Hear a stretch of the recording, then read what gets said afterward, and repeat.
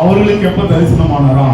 அவர்கள் எருசலேமிலிருந்து எம்மாவு என்னும் ஊருக்கு போகும்போது, பேதுருவும் கிளியோப்பாவும் போகும்போது அவங்க வழியில பேசிக்கொண்டே போனார்கள். இயேசுவை குறித்து, அவர் பட்ட பாடுகளை குறித்து, அவர் நமக்காக உயிர் தெழுந்ததை குறித்து, அவருடைய சரீரம் காணப்படாது இருக்கிறதை குறித்து, அவருடைய கல்லறை திறந்து வைக்கப்பட்டிருக்கிறதை குறித்து அவர் பேசிக்கொண்டே போகும்போது இயேசு தாமே மூன்றாவது மனிதராய் அவர்களோடு அப்படியே ஜாயிண்ட் ஆயிட்டார். நீங்க பார்க்கணும்னா ஒரு அளவு கடந்த அன்பு உங்களுக்கு வேணும்.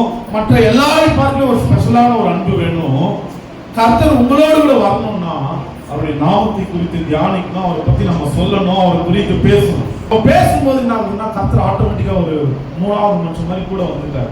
அவனுக்கு தெரியல என்னப்பா சங்கதி, என்ன சங்கதின்னு கேட்ட உடனே, நீங்க எருசலேம் கிடையாதா, அந்நியரா, நீங்க வேற ஊரா, வெளிநாடு தெரியாதா? இயேசு என்ற ஒருவர் இருந்தார். அவர் செய்கையிலும் வாக்கிலும் வல்லமையுள்ள தீர்க்கதரிசியா இருந்தார். அல்லேலூயா. அவர் சொன்னாரு, நான் மரிப்பேன், மூணாவது நாள் உயிரோடு எழுந்துப்பேன், இதெல்லாம் சொன்னாரு. அப்படின்ன உடனே இந்த மாதிரி மறிச்சிட்டாரு. அதெல்லாம் பேசும்போது இதெல்லாம் ஏன் கஷ்டப்படுறீங்க? இதெல்லாம் தீர்க்கதரிசிகள் மூலமாய் முன்பதாய் அறிவிக்கப்பட்டது என்று சொல்லி சாயங்காலம் ஆயிற்று போது இயேசு அப்புறம் போகிறவர் போல காணப்பட்டார். அல்லேலூயா. அப்ப நம்ம அவரை குறித்து தியானிக்கணும், பேசணும், அவரை நம்ம விட்டுறக்கூடாது, அவரை பிடிச்சு வச்சுக்கணும். அல்லேலூயா.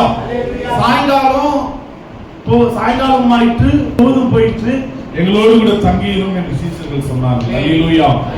அப்போ இயேசு அந்த அப்பத்தை பிடுற ஸ்டைல பார்த்துதான், ஆஹா இது எங்கேயோ பார்த்தோமே. அல்லேலூயா. நம்மளுக்கு திருவிருந்து தந்தாரே, இன்னைக்கு திருவிருந்து தராத அவர் அப்பத்தை பிக்கையில் அவருடைய கண்கள் திறக்கப்பட்டது. அல்லேலூயா. எங்கேயோ பார்த்தோமே என்ற ஒரு ஐடென்டிட்டி அப்பதான் வருது. அப்புறம் பேசிக்கிறாங்க. அப்படியே இவர் நம்மோடு கூட பேசும்போது நம்முடைய இருதயம் கோர்ந்து விட்டு எரியவில்லையா? அவருடைய வார்த்தையை தாகத்தோடு கேட்கணும். அப்படி கேட்கிறவங்களுடைய இருதயம் தான் கோர்ந்து விட்டு. வாழ்க்கை என்பது ஆயத்தமாய் கர்த்தர் எப்போ ஸ்பார்க் பண்ணுவார், ரெடியா இருக்கு. இந்த ஸ்பார்க் கரெக்டா கனெக்ட் பண்ணணும். ஐயா தெரியும், ஒரு வண்டி கீ பண்ணும்போது அந்த ஸ்பார்க் வந்துச்சுன்னா தான் அந்த வண்டி ஸ்டார்ட் ஆகும். அல்லேலூயா. அந்த ஸ்பார்க் இல்லைன்னா கடைசி வரைக்கும் ஸ்டார்ட் ஆகும். அல்லேலூயா. அப்ப இந்த காரியங்களை நீங்கள் கவனிங்க. நமக்குள்ள எப்பவுமே ஒரு கர்த்தருடைய விசுவாசம், அல்லேலூயா, அவரை குறித்த ஒரு தாகம், அவரை குறித்த ஒரு ஏக்கம், அவரை குறித்த ஒரு எண்ணம் இருந்துட்டே இருக்கும்போது தான் அந்த ஸ்பார்க் கர்த்தரோடு நம்மளால கனெக்ட் பண்ண முடியும்.